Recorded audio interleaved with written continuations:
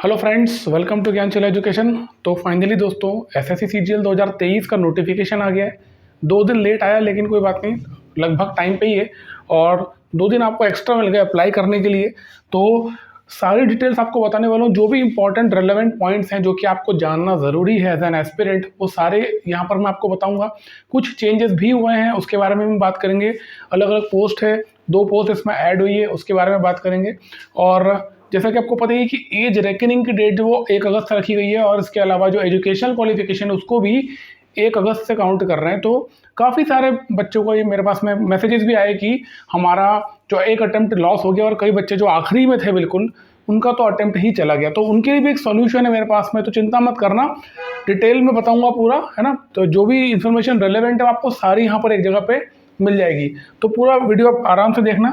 सबसे पहली मेरी आपको सलाह ये है कि आप जल्दीबाजी मत करना भरने में, बिल्कुल जल्दीबाजी नहीं करना, अपना बहुत टाइम है। 3 तारीख अपनी लास्ट है, ठीक है।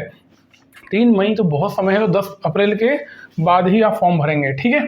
तो सबसे पहले तो टेलीग्राम चैनल पर ज्वाइन कर लो, वहाँ पर आपको जो भी रेलेवेंट स्टडी मटेरियल है वो सारे आपको यहाँ मिल जाते हैं। कुछ अपडेट होती है एग्जाम संबंधित तो वो आपको मिल जाएंगे यहाँ पर। तो अगर आपने ज्वाइन नहीं कर रखा तो कर लो, वहाँ पर ऑलरेडी बहुत सारे हज़ारों बच्चे वहीं पे हैं। ये आईडी है अपने टेलीग्राम की, ज्ञानचला सेड, ठीक है। तो इसको ज्वाइन कर लो, अगर ज्वाइन नहीं किया यहाँ पर आपको बहुत सारा स्टडी मटेरियल भी फ्री ऑफ कॉस्ट मिल जाता है। अब बात कर लेते हैं, सबसे पहले अप्लाई की डेट है वो 3 अप्रैल को, आपको पता ही है कि आपका कल आ चुका है और आखिरी डेट है 3 मई। तो 3 मई है तो मतलब बहुत समय है, पूरा 1 महीना दिया है। ध्यान रखना 2022 में एसएससी ने ऐसा नहीं किया था, बहुत कम टाइम आपको मिला था 2022 में। यहाँ पर थोड़ा समय दिया गया है क्योंकि एक्चुअल में हमेशा एसएससी 1 महीना देता है, तो 1 महीना पूरा मिल रहा है, ठीक है। इसके अलावा जो आपका करेक्शन वाला जो होगा डेट वो 7 और 8 मई है, रात को 11 बजे तक। तो ये जो विंडो है ये पिछले साल से ही शुरू हुआ है, क्योंकि कई सारे बच्चे फॉर्म भरते समय कई सारी गलतियां करते हैं, तो गलतियां हो जाने के बाद जो फॉर्म है रिजेक्ट हो जाता था। उसके बाद में एसएससी ने नई चीज़ स्टार्ट की है कि करेक्शन भी आपको करने को मिलता है। मतलब मान लीजिए फॉर्म भरने में आपसे कोई त्रुटि हो गई, आपने डेट ऑफ बर्थ गलत लिख दिया, पेरेंट्स का नाम में कोई स्पेलिंग मिस्टेक हो गई, कुछ भी अगर ऊपर नीचे आपने किया है तो आप उसको करेक्शन कर सकते हो। उसके लिए 2 दिन की विंडो मिलती है। लेकिन मेरी सलाह आपको यही है कि आप जल्दीबाजी ना करके कम से कम 10 अप्रैल के बाद ही फॉर्म भरें, क्योंकि ये जो करेक्शन की विंडो खुलेगी इसके लिए आपको 100 रुपये और 500 रुपये आई थिंक आपको देना पड़ेंगे। तो इसके लिए पैसे लगेंगे करेक्शन करने के लिए। तो ये गलती बिल्कुल नहीं करना है कि अपन इस दिन जा करके करेक्शन करें, उससे ज़्यादा बेहतर है कि आप थोड़ा सा रुक करके आराम से फॉर्म भर लेना, ठीक है। एग्जाम की डेट की बात करें तो जुलाई कैलेंडर आ ही चुका है। और जो टीयर 2 का एग्जाम है तो मेरा ऐसा अनुमान है कि जो टीयर 2 का एग्जाम आपका है वो अक्टूबर में होने के चांसेस हैं, क्योंकि जो एसएससी सीजीएल का एग्जाम है 2023 वाला 23 में ही हो रहा है, तो एग्जाम बिल्कुल भी लेट नहीं चल रहा है। तो एसएससी अब चाहेगा कि प्रॉपर टाइम आपको दे, जैसे पिछली बार हुआ था कि बहुत कम समय आपको मिला था पढ़ने के लिए, तो ऐसा बिल्कुल नहीं होने वाला, अच्छा समय मिलेगा। टीयर 1 के लिए भी आपको देखो कैलेंडर आ ही चुका था, जो कैलेंडर भी रिसेंटली आया था, ये कैलेंडर आया था आई थिंक 4-5 दिन पहले आया था। तो वहाँ पर ये देखिए 14 जुलाई से 27 जुलाई, यानी कि आज से अगर काउंट करें तो 103-104 दिन आपके पास में है, सफिशिएंट है। और एग्जाम टीयर 1 होने के बाद भी आपको काफ़ी समय मिलने वाला है पढ़ने के लिए टीयर 2 के लिए। तो जल्दीबाजी बिल्कुल नहीं पढ़ना है, करना है, टारगेट सेट करो, आगे बढ़ो, ठीक है। अब बात करते हैं सारे पोस्ट की। तो आपको बता देता हूँ, जो एसएससी सीजीएल एग्जाम है इसका नाम है कंबाइंड ग्रेजुएट लेवल एग्जाम। तो ये एग्जाम जो होती है वो भारत सरकार के अंदर जितनी भी मिनिस्ट्रीज और डिपार्टमेंट है वहाँ पर रिक्रूटमेंट के लिए होती है। तो रिक्रूटमेंट के अलग अलग लेवल्स होते हैं। सबसे ऊपर का टॉप लेवल होता है लेवल 8, है ना। इसकी बेसिक पे होती है 47,600। इसमें 2 पोस्ट होती है, एक होती है असिस्टेंट ऑडिट ऑफिसर और एक असिस्टेंट अकाउंट्स ऑफिसर। ये 2 पोस्ट यहाँ पर होती है। इसके बाद में लेवल 7 आता है आपका। लेवल 7 में कुल मिलाकर के 15 पोस्ट हैं और उनके जो बेसिक पे होता है 44,900 होता है। 15 पोस्ट कौन कौन सी है? Income tax inspector, GST inspector, assistant section officer in MEA, assistant section officer in CSS, ठीक है। इस प्रकार की जो भी जितनी पोस्ट, एग्जामिनर, प्रिवेंटिव ऑफिसर, ये सारी पोस्ट यहाँ पर आती है। फिर लेवल 6 आता है।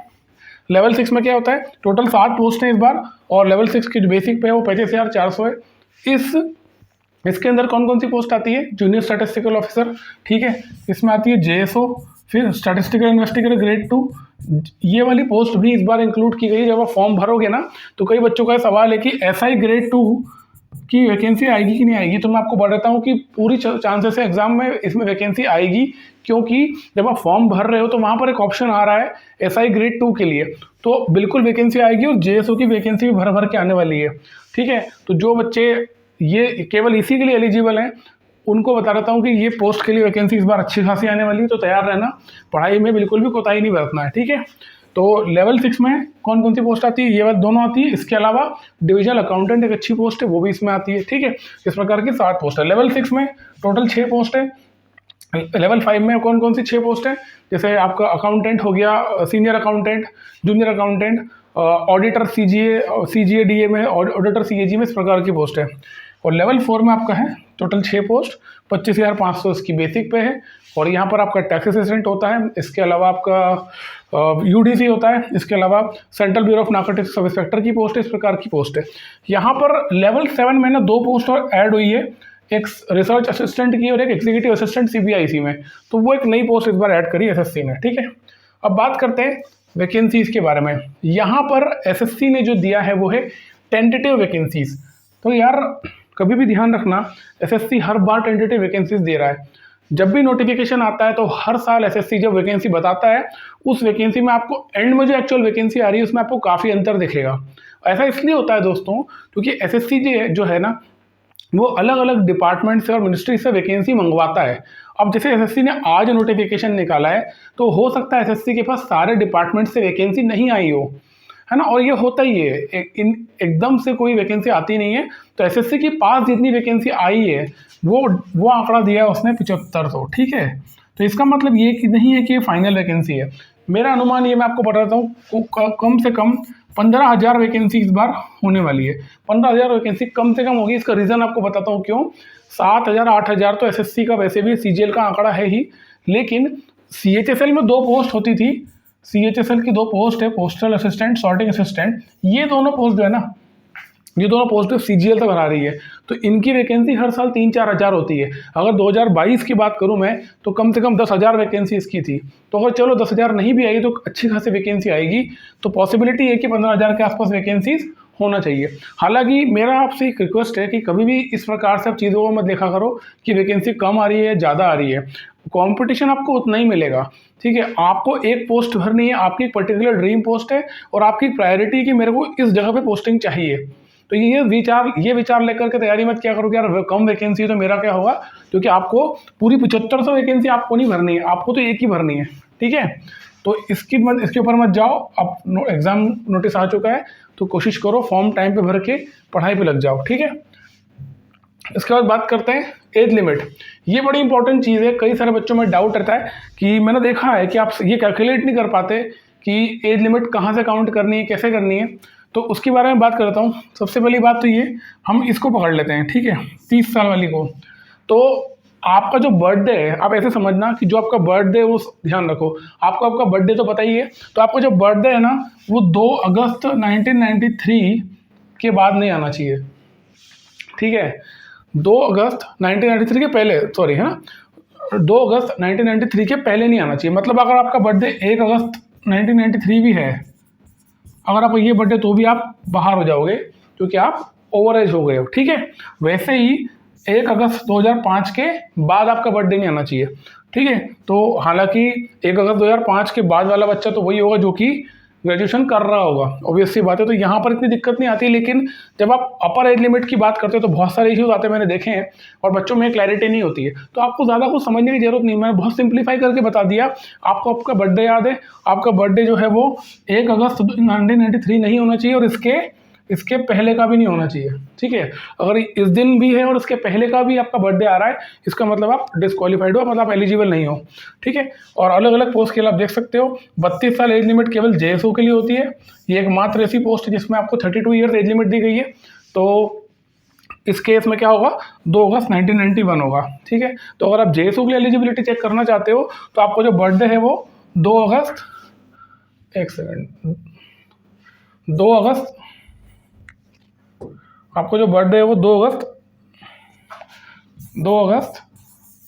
1991 इस दिन के पहले नहीं आना चाहिए। इस दिन आया तो भी चल जाएगा, 2 अगस्त 1991 को आ रहा है या इसके बाद आ रहा है तो चलेगा, लेकिन इससे पहले होगा तो आप ओवरेज हो गए हो, ठीक है। तो जेएसओ के लिए अगर आपको एलिजिबिलिटी चेक करनी है तो आप ऐसे करोगे, ठीक। अब यार यहाँ पर है ना, एक्चुअली 1 अगस्त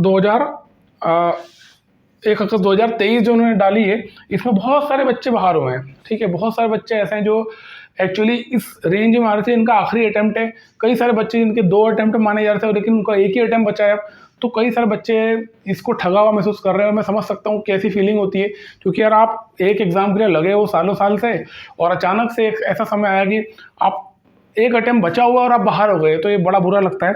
और कहीं ना कहीं मुझे ऐसा लगता है कि एसएससी को भी जो एज लिमिट है, जैसे आप जेएसओ के लिए आपने दे रखा है, जेएसओ के लिए आपने 32 साल दे रखी है, तो भैया बाकी सबके लिए 32 साल कर ही दो, क्या दिक्कत है ना। तो कई सारे स्टूडेंट्स का कहना भी कि बढ़ना चाहिए और कैंपेन वैम्पेन चलाने की बात कर रहे थे, बट देखेंगे जरूर कुछ हो सका तो जो मेरे एंड पे या टीचर्स कम्युनिटी के एंड पे जो कंट्रीब्यूशन हो पाएगा जरूर हम करेंगे। बट 32 साल होना चाहिए, मेरे को ऐसा लगता है कि इतनी, क्योंकि बहुत सारे बच्चे क्या होते हैं ना, 2 3 4 साल लगता है एक लेवल पे पहुंचते हैं, लेकिन तब तक एज निकल जाती है, तो बड़ा बुरा लगता है। बट ठीक है, चलो कोई नहीं, जो है आखिरी अटैम्प्ट है तो आखिरी अटैम्प्ट को ढंग से दे दो। ठीक है, इसके बाद बात करते हैं एज रिलैक्सेशन, है ना। तो ये इस केस में क्या होगा, अगर आप एससी में आते हो, एसटी में आते हो, ओबीसी में आते हो, ठीक है, फिजिकली डिसेबल्ड पर्सन या फिर एक्स सर्विसमैन, ठीक है, इसमें आते हो तो आपके लिए अलग अलग है। एससी एसटी के लिए 5 साल एज लिमिट है, तो बढ़ा दी जाती है, मतलब अगर 30 साल के 35 साल हो जाएंगे। ओबीसी के लिए 3 साल है, इसके लिए 10 साल है, और इसके लिए आई थिंक 3 साल है। ठीक है, इसके अलावा सर्टिफिकेट और फॉर्मेट ऑफ सर्टिफिकेट, देखो यार ये बड़ी इंपॉर्टेंट चीज़ है। अगर आप इन कैटेगरीज को बिलोंग करते हो, ठीक है, तो यहाँ पर एक्चुअली क्या कर रहे हो ना, आप एज रिलैक्सेशन ले रहे हो, आप एज का बेनिफिट ले रहे हो, आप कट ऑफ का बेनिफिट ले रहे हो, तो यहाँ पर जो आपका सर्टिफिकेट है वो बड़ा इंपॉर्टेंट हो जाता है। तो आप इसको बिल्कुल भी हल्के मत लेना। एसएससी ने जो नोटिफिकेशन निकाला है, अपने टेलीग्राम चैनल पर आपको पूरा नोटिफिकेशन मिल जाएगा, वहाँ से आप डाउनलोड करो। वो पूरे नोटिफिकेशन में सबसे लास्ट में आपको ना बहुत सारे फॉर्म मिलेंगे, तो जिस भी कैटेगरी में आप आते हो उस कैटेगरी का पर्टिकुलर फॉर्मेट होगा, वो फॉर्मेट में आपको फॉर्म बनवाना है। वहाँ पर लिखा हुआ है कि किस अथॉरिटी से, जनरली तहसीलदार से बनता है ना, एसडीएम के लेवल से, तहसीलदार के लेवल से वो फॉर्म बनवाना है। मतलब हस्ताक्षर जो है वो तहसीलदार है और उसके ऊपर के लेवल के अधिकारी के होना चाहिए, जहाँ भी आप रहते हो वहाँ पर। तो ये फॉर्मेट आप ले लेना और उस फॉर्मेट में ही आपको चाहिए। कई सारे बच्चे कहते हैं कि हमने स्टेट का बनवा रखा है, तो ये सेंटर में चलेगा कि नहीं चलेगा, तो मैं आपको बता देता हूँ, बिल्कुल नहीं चलेगा। अगर आपने स्टेट का बनवा रखा है तो स्टेट का फॉर्मेट अलग होता है। एसएससी एक एग्जाम कंडक्ट करवा रहा है सेंट्रल गवर्नमेंट डिपार्टमेंट्स और मिनिस्ट्रीज के लिए, तो आपको सेंटर का ही बनाना पड़ेगा अलग से, और उसका फॉर्मेट कैसा होगा वो एसएससी ने खुद ने दे रखा है, तो आप अपनी मर्जी से भी नहीं करवाना है। ठीक है, तो ये चीज़ आप ध्यान रखना यार। वो फॉर्म जो है आपको वहाँ से निकाल लेना और उसको जरूर टाइम से बनवा लेना, क्योंकि जो डेट है ना उसकी वो है 3 मई 2023। एसएससी ने क्लियर लिखा हुआ है, देखो यहाँ पे, crucial date for claim of SC ST OBC EWS PWD status for or any other benefit which fee concession reservation age relaxation etcetera were not specified otherwise will be the closing date of the receipt of online application। समझ में आ गया? मतलब जो आपका form, जो भी आप certificate बनवा रहे हो, उस सर्टिफिकेट की जो लास्ट डेट है, मतलब उस सर्टिफिकेट की जो डेट होना चाहिए वो फॉर्म फिल करने की लास्ट डेट के पहले पहले होना चाहिए।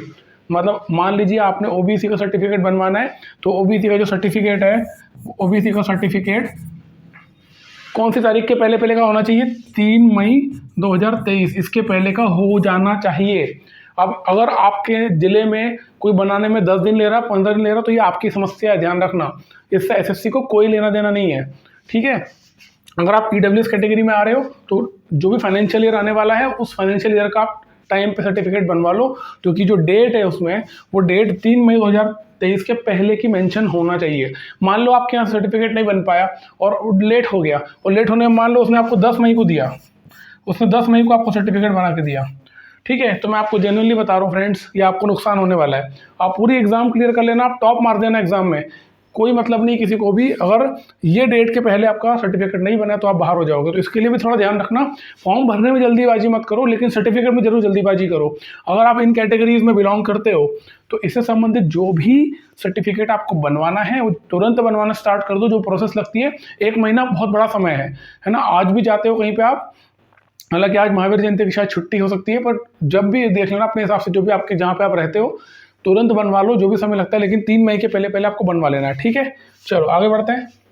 अब बात करते हैं एजुकेशन क्वालिफिकेशन। तो यहाँ पर भी देखो एसएससी ने गेम खेला है। यहाँ पर ऐसा लगता है कि एसएससी ने एक फेवर किया है उन बच्चों को जो कि फाइनल ईयर में है, क्योंकि हर बार क्या होता था, फॉर्म भरने की जो आखिरी तारीख होती थी उस तारीख को मानते थे आपकी एजुकेशन क्वालिफिकेशन कंप्लीट होना चाहिए। लेकिन इस बार एसएससी ने एक एडवांटेज दिया है फाइनल ईयर स्टूडेंट्स को। तो जो एजुकेशन क्वालिफिकेशन है वो मांगी गई है 1 अगस्त 2023। तो 1 अगस्त 2023 का एडवांटेज फाइनल ईयर वालों को ऐसे होगा क्योंकि फाइनल ईयर में जो बच्चे पढ़ रहे हैं उनका एग्जाम हो जाएगा और रिजल्ट भी ऑलमोस्ट आ ही जाएगा 1 अगस्त के पहले पहले। तो जो भी फाइनल ईयर स्टूडेंट्स हैं उनको पहले बता देता हूँ कि आपको क्या करना है। जैसे आपने एग्जाम दिया इस बार और आपका रिजल्ट आ गया या रिजल्ट पेंडिंग भी है, तो रिजल्ट ऑब्वियस सी बात है आ ही जाएगा। तो जब रिजल्ट आपका आ जाएगा तो आप प्रोविजनल डिग्री जरूर ले लेना अपने कॉलेज से, ठीक है। प्रोविजनल डिग्री आपको तुरंत मिल जाती है क्योंकि फाइनल डिग्री जो होती है उसको आने में समय लगता है, लेकिन प्रोविजनल आपको हाथों हाथ मिल जाती है। तो वो आप ज़रूर ले लेना अपने कॉलेज से। और सारी मार्कशीट्स जितनी भी आपकी है टोटल, जैसे आपने इंजीनियरिंग किया है तो 8 सेमेस्टर्स होंगे, आपने 3 साल ग्रेजुएशन किया है तो 3 मार्कशीट होंगी या 6 मार्कशीट होंगी, वो सारी मार्कशीट आपके पास में अवेलेबल होना चाहिए, है ना, ठीक है, ओरिजिनल फॉर्म में, ठीक है। अब बात कर लेते हैं एजुकेशनल क्वालिफिकेशन। जैसे आपको पता है जनरली सारी पोस्ट के लिए एक एजुकेशनल क्वालिफिकेशन है, क्या है वो है ग्रेजुएशन। क्यों? क्योंकि इस एग्जाम का नाम ही है CGL, कंबाइंड ग्रेजुएट लेवल। तो मिनिमम ग्रेजुएशन तो आपको होना ही है। अगर आपको SSC CGL एग्जाम के अंदर बैठना है तो मिनिमम क्वालिफिकेशन जो है वो है ग्रेजुएशन। ग्रेजुएशन अगर आप नहीं हो, ग्रेजुएट आपने नहीं किया है तो आप बाहर हो, ठीक है। तो पहली चीज़ तो ये हो गया। अब बात करते हैं असिस्टेंट ऑडिट ऑफिसर और असिस्टेंट अकाउंट्स ऑफिसर। ये 2 पोस्ट ऐसी जिनके लिए कुछ एक्स्ट्रा क्वालिफिकेशन आपको चाहिए होती है। तो मैं आपको पहली बात तो बता दूं कि इसमें कुछ एक्स्ट्रा नहीं है एक्चुअली। इन्होंने 2 चीज़ें यहाँ लिखी हुई है। एक तो होता है आपका एसेंशियल क्वालिफिकेशन, दूसरा होता है डिजायरेबल क्वालिफिकेशन। अब इस दोनों में पहले मतलब समझ लो। एसेंशियल क्वालिफिकेशन मतलब क्या कि ये तो रिक्वायरमेंट है, इसको आपको फुलफिल करना ही पड़ेगा। एसेंशियल का मतलब कंपलसरी क्वालिफिकेशन, इसको आपको फुलफिल करना ही पड़ेगा। अगर आपने इसको फुलफिल नहीं किया तो इस पोस्ट के लिए आप एलिजिबल नहीं हो। तो इसका मतलब क्या हुआ, इन दोनों पोस्ट के लिए एसेंशियल क्या है, bachelor degree from recognised university और इंस्टीट्यूट, ठीक है। तो हमको करना क्या है, मिनिमम जो चाहिए वो है ग्रेजुएशन, किसी भी रिकॉग्नाइज्ड यूनिवर्सिटी इंस्टीट्यूट से आपको ग्रेजुएट होना है, ये आपकी एसेंशियल क्वालिफिकेशन होगी। अब आता है डिजायरेबल क्वालिफिकेशन। पहले ये समझो कि डिजायरेबल क्वालिफिकेशन होता क्या है। आपको पहले ही बता देता हूँ कि ये क्या नहीं है। डिजायरेबल क्वालिफिकेशन कोई कंपलसरी चीज़ नहीं है।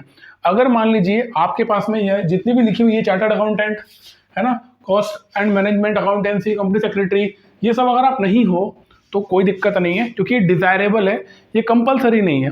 डिजायरेबल का इसका फायदा क्या होगा मैं आपको बताता हूँ। मान लीजिए अगर आप चार्टर्ड अकाउंटेंट हैं, आप कंपनी सेक्रेटरी हैं और उसके बाद अगर आप इस डिपार्टमेंट में ज्वाइन करते हैं, इस पोस्ट को लेते हैं, तो वहाँ पर कुछ काम ऐसे होंगे जहाँ पर ऐसे इन क्वालिफाइड लोगों की जरूरत पड़ेगी। तो वहाँ पर आपको रिक्रूट की पहले किया जाएगा, है ना। कोई ज़्यादा अंतर नहीं है, मैं आपको फिर बता रहा हूँ। ज्वाइनिंग के लिए केवल ग्रेजुएशन चाहिए, ये डिजायरेबल है। अगर ऐसा होता है तो ये डिपार्टमेंट को बेनिफिट होगा क्योंकि उनको आपको अलग से ट्रेनिंग नहीं देना पड़ेगी उस पर्टिकुलर फील्ड में। जैसे कि आप चार्टर्ड अकाउंटेंट पहले से हो तो आपको अकाउंट्स अच्छी तरह पता है, आपको ऑडिटिंग क्या होता है पता है, तो बेसिक्स आपको पहले ही क्लियर है। तो अगर डिपार्टमेंट को आपको कोई ऐसी जगह भेजना है जहाँ पर कहीं एक्सपर्टीज़ की ज़रूरत है तो आपको उस एक्सपर्टीज़ के लिए डिपार्टमेंट को ट्रेनिंग नहीं देना पड़ेगी, ठीक है ना। तो डिजायरेबल जो है ना, वो डिजायरेबल है, वो कंपलसरी नहीं है। इस पोस्ट के लिए आपको केवल ग्रेजुएट होना है और आप उसके लिए एलिजिबल हो जाओगे, ठीक है। तो ये हो गया आपका। अब एक और चीज़ यहाँ पे देखो, during the period of probation direct recruits shall have to qualify the subordinate audit account service examination, ठीक है। अब यार ये जो चीज़ें हैं ना, एक अलग से SAS एग्जाम होता है, ठीक है ना, SAS हो, AAS होता है शायद, ठीक है। तो ये जो इसकी क्या एग्ज़ाम होती है, इसकी पोस्टिंग कैसे होती है, इसकी क्या प्रोसेस है, मैं आपको अलग से बताऊंगा, है ना। जो मैं जॉब प्रोफाइल्स की वीडियो बनाऊंगा ना, तो वहाँ पर आपको क्लियर बता दूंगा कि कहाँ पे क्या क्या एग्जाम के बारे में होती है, एग्जाम कैसी होती है, इसको क्वालिफाई कैसे करना होता है, वो बहुत बड़ी चीज़ नहीं है, ठीक है। तो अलग से बताया जाएगा। फिलहाल अपन फॉर्म की बात कर रहे हैं। अब आते हैं JSO के लिए। JSO की पोस्ट के लिए, इसके लिए भी आपको अलग से क्वालिफिकेशन है। इसमें थोड़ा सा अलग चीज़ है। पहली बात तो इसकी जो एज लिमिट है वो 32 ईयर्स है ना, वो मैं आपको बता ही चुका हूँ। अब यहाँ पर आपको ग्रेजुएट तो होना ही है, इसके अलावा क्या है, आपको जो आपके 12th है, 12th में मतलब कि इंटर में आपके 12th में आपने मैथ्स पढ़ा हो, पहली बात तो ये, और मैथ्स अगर आपने पढ़ा है उसमें आपके 60% मार्क्स आ रहे हैं, ठीक है। ये इसकी रिक्वायर्ड क्वालिफिकेशन है। अगर आप ये फुलफिल करोगे तो ही आप इस पोस्ट के लिए एलिजिबल हो, है ना। 60% का मतलब अगर 100 नंबर का पेपर है तो 60 नंबर होना चाहिए, और 50 नंबर का पेपर हो तो 30 नंबर होना चाहिए, है ना। तो मिनिमम 60% आपके गणित में होना चाहिए 12वीं में। मान लो कि अगर ऐसा नहीं है तो कोई दिक्कत नहीं है, यहाँ पे लिखा है और अगर ऐसा नहीं है तो क्या होना चाहिए, bachelor degree in any subject with stats as one of subjects, है ना। तो मान लो कई सारे बच्चे कॉमर्स के स्टूडेंट होते हैं, वो 12th 11th में मैथ्स नहीं पढ़ते, साइंस नहीं पढ़ते, तो कोई दिक्कत नहीं है। अगर आपके पास में ये वाली कंडीशन आप सेटिस्फाई नहीं कर पा रहे हो तो आपको फिर ये वाली कंडीशन सेटिस्फाई करनी पड़ेगी, जिसमें ग्रेजुएशन में स्टैटिस्टिक्स एक सब्जेक्ट आपका होना चाहिए। मतलब कि मान लो कि आपने 3 साल की ग्रेजुएशन करी है, तो कभी भी एक, मान लो 6 सेमेस्टर पढ़े आपने, तो 6 सेमेस्टर में से कोई से भी एक सेम में, कोई से भी एक सेम में आपका स्टैटिस्टिक्स एक सब्जेक्ट होना चाहिए, आपने पढ़ा हो। देखो मुझे और बात ये है कि यहाँ पर ये लिखा है कि मस्ट हैव स्टडीड स्टैटिस्टिक्स, है ना, bachelor's degree in any subject with statistics as one of subjects. ठीक है, तो यहाँ पर एक चीज़ ध्यान रखना, कभी कभी क्या होता है, जैसे कि आपने ग्रेजुएशन किया है और आपने स्टैट्स पढ़ा है, मगर आपको जो स्टैटिस्टिक्स सब्जेक्ट है वो डिग्री में मेंशन नहीं है या फिर मार्कशीट में मेंशन नहीं है, तो उसके लिए घबराने की जरूरत नहीं है। अगर ऐसा नहीं है ना, तो जस्ट कॉलेज से आपने पढ़ाई की है, वहाँ पर जो कॉलेज के एग्जाम कंट्रोलर है या जो भी अथॉरिटी है, अगर वो आपको लिख करके दे दें कि this candidate has studied statistics as subject in 1 semester, तो आपका काम चल जाएगा। ऐसा बहुत सारे बच्चों का काम पहले चला है। ठीक है, और अभी भी इस बार जैसे 2021 वाले जो बच्चे सिलेक्शन हुए, बहुत सारे बच्चे इस प्रकार के हैं, तो ये परेशान होने की जरूरत नहीं है कि यार स्टैटिस्टिक्स हमारे इसमें मार्कशीट में लिखा हुआ नहीं है, तो क्या हम एलिजिबल है या नहीं है। आप बिल्कुल एलिजिबल हो, अगर आपने पढ़ा है तो आप एलिजिबल हो। मार्कशीट में अगर नहीं भी लिखा है तो कॉलेज से लिखवा लेना, ठीक है, सिंपल सी बात है। अब अगर आप जेएसओ के लिए एलिजिबल हो तो अपना जो कोर्स है ना, कंप्लीट स्टडी मटेरियल है। यहाँ पर आपको मैं बताता हूँ क्या क्या मिलेगा। वीडियो लेक्चर्स हैं, है ना, अपने पास टोटल जो सिलेबस है अपना उसमें 12 यूनिट्स हैं, 12 की 12 यूनिट आपको कंप्लीट मिल जाएगी। यहाँ पर वीडियो लेक्चर्स मिल जाएंगे, इसके बाद पीडीएफ आपको मिल जाएंगे जिनको आप डाउनलोड कर सकते हो। जो 12 यूनिट्स है उनके यूनिट वाइज टेस्ट मिलेंगे, यूनिट वाइज टेस्ट मिल जाएंगे, और इसके अलावा फुल लेंथ मॉक टेस्ट मिल जाएंगे। जैसे एग्जाम में आते हैं तो वो फुल मॉक्स आपको यहाँ मिल जाएंगे। मतलब अगर इस कोर्स पे आप एनरोल करते हो तो आपको कहीं जाने की जरूरत नहीं है। अगर आपको जेएसओ के लिए तैयारी करनी है और जेएसओ के अलावा अगर आपको स्टैटिस्टिक्स इन्वेस्टिगेटर के लिए पढ़ना है, क्योंकि इसके लिए भी सेम सब्जेक्ट होगा, है ना, तो अगर आपको ये तैयारी करनी है तो ये यहाँ पर आपको कंप्लीट स्टडी मटेरियल मिलता है। कोई बुक खरीदने की जरूरत नहीं है, कुछ बाहर से मॉक टेस्ट खरीदने की जरूरत नहीं, कुछ भी नहीं करना है, एक ही जगह पे सारी तैयारी हो जाएगी। ठीक है, तो ये आपको कैसे एनरोल करना है, डिस्क्रिप्शन में आपको लिंक मिल जाएगा, वहाँ पर जाकर आप एनरोल कर सकते हो, या फिर अपनी वेबसाइट है ज्ञानशिला.co.in, ज्ञानशिला.co.in, यहाँ पर आपको इस कोर्स का लिंक मिल जाएगा, वहाँ से आप एनरोल कर सकते हो। ठीक है, तो अगर आप अभी से स्टार्ट करोगे पढ़ना, कई सारे स्टूडेंट्स का ये क्वेश्चन भी रहता है कि हम टियर 2 का कट ऑफ क्लियर करेंगे तभी हम पढ़ाई करें, तो ये आपकी चॉइस है। कभी कभी क्या होता है, टियर 1 और टियर 2 के बीच में गैप कम होता है, तो आपको इसको पढ़ने का समय नहीं मिलता है, इसलिए मोस्टली ऐसा मैं पिछले 2 साल से एक ट्रेंड देख रहा हूँ कि बच्चे स्टार्टिंग से इसको पढ़ना शुरू कर देते हैं। तो होता क्या है ना, जब टियर 1 आपका होगा, इसको आप थोड़ा थोड़ा भी डेली बेसिस से पढ़ रहे हो या वीक में 3 दिन भी पढ़ रहे हो, तो थोड़ा बहुत करते करते भी आप टियर 1 खत्म होते होते आपका अच्छा सिलेबस उसका खत्म हो जाता है।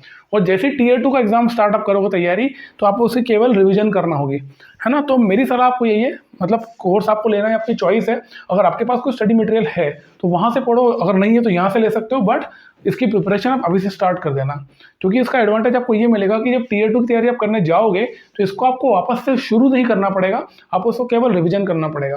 और देखो एक चीज़ ध्यान रखना दोस्तों, अगर आप जेएसओ या एसआई ग्रेड 2 के लिए पढ़ रहे हो तो एक चीज़ ध्यान रखना, अब पुरानी वाली बात नहीं है। पहले क्या होता था, टियर 2 में केवल क्वांट इंग्लिश होता था, तो आपको 2 ही सब्जेक्ट से डील करना होता था। अभी क्या हो गया, आपके पास में क्वांट, इंग्लिश, रीजनिंग, जीए और कंप्यूटर, ये 5 सब्जेक्ट तो पहले से ही टियर 2 में पढ़े हुए हैं।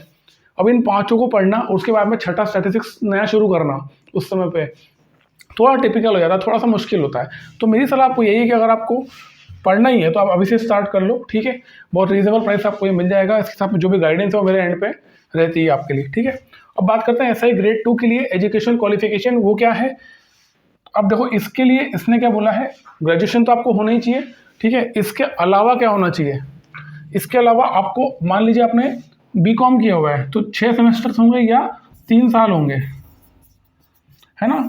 तो हर साल में या हर सेमेस्टर में आपने स्टैटिस्टिक्स पढ़ा हो एज वन ऑफ सब्जेक्ट्स, ये क्लियर लिखा हुआ है। तो ये पोस्ट के लिए अगर आप अप्लाई करना चाहते हो तो एक चीज़ ध्यान रखना, आपके हर साल में या हर सेमेस्टर में आपने स्टैट्स पढ़ा हो। कहने का मतलब ये भैया कि जो ग्रेजुएशन है ना, वो ग्रेजुएशन ही आपने स्टैट्स में किया हुआ है, क्योंकि आप स्टैटिस्टिक्स क्यों पढ़ोगे ना, ये तभी आप पढ़ोगे जब आप उस पर्टिकुलर सब्जेक्ट में ही ग्रेजुएशन कर रहे हो। तो स्टैटिस्टिक्स आपके हर सब्जेक्ट में हर साल होना चाहिए, तो ही आप इस पोस्ट के लिए एलिजिबल हो। कई सारे बच्चों को यहाँ भी डाउट होता है कि हम इसके लिए एलिजिबल है या नहीं है। मैं आपको एक चीज़ बता देता हूँ, जब आप फॉर्म भरोगे ना तो चुपचाप यस कर देना। जूनियर स्टैटिस्टिकल ऑफिसर और स्टैटिस्टिकल ग्रेड 2, इन दोनों के लिए पॉइंट है वह 18.1 और 19.1। ठीक है, ये जेएसओ का पॉइंट है, ये एसआई ग्रेड 2 का पॉइंट है। तो ये दोनों पॉइंट्स में आप है ना, जब वो पूछेगा कि क्या आप इस पोस्ट के लिए अप्लाई करना चाहते हैं, क्या आप इस पोस्ट के लिए एलिजिबल है, तो आप इसमें येस पे टिक करो और इसमें भी येस पे टिक कर दो। ठीक है, आपको कोई नुकसान नहीं होने वाला है, क्योंकि क्या होता है कभी कभी हम ये आइडेंटिफाई नहीं कर पाते हैं कि हम इसके लिए एलिजिबल है या नहीं है। आपने नो कर दिया, मैंने बहुत सारे बच्चों को देखा है, मतलब जल्दीबाजी में नो नो कर दिया, बाद में फिर जब उन्होंने कट ऑफ क्लियर कर लिया तो पता चला वो एलिजिबल थे, और फिर बाद में आप कुछ नहीं कर सकते, क्योंकि आपने अगर फॉर्म भरा और फॉर्म में आपने नो लिख दिया है ना, तो वो आपका एडमिट कार्ड ही नहीं इशू करेगा। ठीक है, तो चुपचाप यस यस कर देना उसके लिए। ठीक है, और बाद में देखा जाएगा कि आपकी क्वालिफिकेशन क्या है। ठीक है, तो ये इसकी बेसिक क्वालिफिकेशन है। एक इंपॉर्टेंट और पोस्ट ऐड करी, एक्चुअली 2 पोस्ट और आई है इसमें, एक सीबीआईसी के अंदर भी आई है, ठीक है, एग्जीक्यूटिव की पोस्ट आई है, और केवल ही आई है नेशनल ह्यूमन राइट्स कमीशन की। इसमें रिसर्च असिस्टेंट की पोस्ट है, तो इसके लिए भी कुछ एक्स्ट्रा क्वालिफिकेशन मांगा गया है। देखो यहाँ पर 2 चीज़ें हैं, एक तो एसेंशियल क्वालिफिकेशन, एक डिज़ायरेबल। तो मैं आपको बता ही चुका हूँ पहले ही फ़र्क क्या है इसमें। डिज़ायरेबल में क्या है, इसमें 1 साल का research experience in any recognised university, तो रिसर्च एक्सपीरियंस आपका चाहिए, और इसके अलावा डिग्री इन लॉ और human rights from recognised university. ठीक है, तो लॉ की डिग्री चाहिए, ये सब डिज़ायरेबल है। डिज़ायरेबल मतलब क्या है, जब आप ज्वाइन कर लोगे तो ज्वाइन करने के बाद में कुछ ऐसी, मान लो वहाँ प्रोफाइल ऐसी है, आपको कुछ ऐसा एक्स्ट्रा काम आपसे करवाना चाहते हैं जहाँ पर एक्सपर्टीज चाहिए किसी पर्टिकुलर चीज़ के लिए, तो उसके लिए आपको बुलाया जाएगा, आपको वहाँ पे वो काम दिया जाएगा। ठीक है, अदरवाइज ग्रेजुएशन तो है ही। और बाकी सब पोस्टों के लिए जैसा मैंने बताया ये है, बैचलर डिग्री आपको चाहिए, और डिग्री जो है वो आपकी 1 अगस्त के पहले पहले हो जाना चाहिए। मतलब कि अगर डिग्री फाइनल नहीं भी मिल रही है तो प्रोविजनल डिग्री आप जरूर निकालवा लेना अपनी। ठीक है, अब बात करते हैं the candidates who have appeared in their final year. ये बता दिया एसएससी ने, देखो कैन ऑल्सो अप्लाई। ये सबसे बड़ी बात है, सबसे अच्छा काम किया एक्चुअली, क्योंकि सही है यार, मतलब मुझे भी सही लगता है कि आप लोग अगर फाइनल ईयर में हो, आपकी कम एज है, तो इस कम एज में आप इस एग्जाम को क्लियर करो। जब आप अच्छी उम्र में क्लियर कर लेते हो ना, 21-22 साल की उम्र में, और आप ज्वाइन कर लेते हो, तो आपका बहुत लंबा करियर बनता है। और उस करियर में, उस प्रिपरेशन में आप यूपीएससी की तैयारी करो या दूसरा कुछ अच्छी एग्जाम क्लियर करो, तो ये अच्छी बात है। ठीक है, तो एसएससी ने क्लियर कर दिया है कि they must possess essential qualification on or before the cut off date 1 August 2023। तो आपके पास में डेफिनेट सी बात है, अगर फाइनल ईयर में पढ़ रहे हो तो आपके पास में ये होना चाहिए, है ना, 1 अगस्त के पहले पहले आपकी डिग्री कंप्लीट हो जाना चाहिए। अब बात करते हैं एग्जामिनेशन की, तो कोई पैटर्न में चेंज नहीं है, एग्जाम वैसा ही हो रहा है जैसा हर पिछले साल हुआ था, मतलब नया पैटर्न था। टीयर 1 का आपका यही है, रीजनिंग आएगा, जीए आएगा, क्वांट आएगा और इंग्लिश आएगा। ठीक है, यहाँ पर कोई फर्क नहीं आया दूसरा। ठीक है, चारों सब्जेक्ट वही है, और वही नंबर ऑफ क्वेश्चंस हैं, वही मार्क्स हैं, कुछ नहीं है। 0.5 आपकी नेगेटिव मार्किंग होगी, सही हुआ तो 2 नंबर मिलेंगे, और ये जो पेपर है ये है क्वालिफाइंग। ठीक है, तो आपको केवल क्वालिफाई करना है, यहाँ पर आपको कोई स्कोर करने की जरूरत नहीं है। बट मेरी आपको सलाह ये है कि इसकी टीयर 1 की बहुत जम के तैयारी करना, क्योंकि जब आप टीयर 1 की तैयारी करते हो तो कहीं ना कहीं आप टीयर 2 के लिए प्रिपेयर अपने आप को कर रहे होते हो। जैसे कि आपने देखा है कि जब टीयर 1 का एग्जाम हुआ, टीयर 1 और टीयर 2 में कोई फर्क था, पैटर्न में कोई फर्क नहीं था। जैसे सवाल टीयर 1 में आ रहे हैं उससे हल्का सा लेवल ऊपर उठा था, टीयर 2 में कोई बहुत अंतर नहीं है। तो टीयर 1 में जो आपका परफॉर्मेंस है, जो भी आप तैयारी कर रहे हो और जो आप स्कोर करते हो टीयर 1 में, वो दर्शाता है कि आपकी टीयर 2 की तैयारी कैसी है। ठीक है, तो जरूर इसकी तैयारी अच्छे से करो, मेहनत करो। इसके अलावा बहुत सारे और इश्यूज आपके हो सकते आएंगे, बहुत सारे आपको प्रॉब्लम्स आएंगे फॉर्म भरने में, तो चिंता की बात नहीं। मैंने बताया टेलीग्राम अपना चैनल ज्वाइन कर लो, वहाँ पर आपको सारे अपडेट्स मिल जाती है। ठीक है, उसका लिंक आपको डिस्क्रिप्शन में मिल जाएगा टेलीग्राम का, है ना। अगर आप जेएसओ के लिए पढ़ रहे हो तो उसका लिंक आपको डिस्क्रिप्शन में मिल जाएगा, कोर्स का, वो आप एनरोल कर सकते हो और पढ़ाई करो। फॉर्म भरने में जल्दीबाजी मत करना, लेकिन जो SC ST OBC EWS ESM candidates हैं उनके लिए कहूँगा कि जो सर्टिफिकेट्स हैं आपके वो जरूर आप तैयार कर लो, डॉक्यूमेंट्स जरूर तैयार करके रख लो, कि वो इंपॉर्टेंट होता है, क्योंकि चलेगा पूरा डॉक्यूमेंट पे ही। आपने एग्जाम में टॉप कर लिया, रैंक 1 पे लिया है, और डॉक्यूमेंट को प्रॉब्लम आई ना, तो आपको वहाँ से बाहर निकाल देंगे एंड में, और बहुत अखरता है ऐसा। और ऐसा नहीं कि ऐसा हुआ नहीं है, ऐसे बहुत बार हो चुका है, बच्चे एंड मोमेंट पे बाहर हो रहे हैं। तो ये यार, ये बड़ा दुख होगा अगर आप ऐसा होगा आपके साथ, तो इसलिए मत होने देना। तो आप तैयारी अपना अभी से कर लो। ठीक है, तो पूरी शुभकामनाएं दोस्तों। अच्छा है मौका अच्छा है, पढ़ाई का समय अच्छा है, वैकेंसी बढ़िया है, और सबसे अच्छी बात है कि संसाधन बहुत है, बहुत सारा गाइडेंस आपको लिए अवेलेबल है, तो ये सबसे बढ़िया चीज़ है। तो अच्छे से पढ़ाई करो, पहले फॉर्म भर लो, उसके बाद पढ़ना शुरू कर दो। ठीक है, मिलते हैं अगले वीडियो में। थैंक यू सो मच, जय हिंद।